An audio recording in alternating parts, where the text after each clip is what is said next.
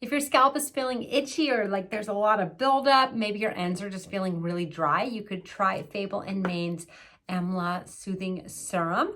This was sent to me, so this is how you use it. You're gonna take a dropper and put it into your palms and then rub that between your palms. And this is going to go onto your scalp and massage it in.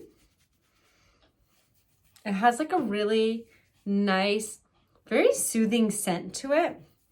And what you can do is leave this on overnight so you don't have to rinse it out immediately. I'm gonna go ahead and focus on my ends right now because my ends are pretty dry and I just wanna give them some good nourishment as well.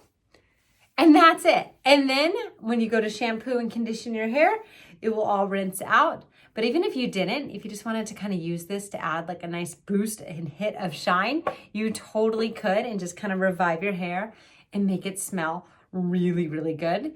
It smells amazing. And I think you're gonna really like this.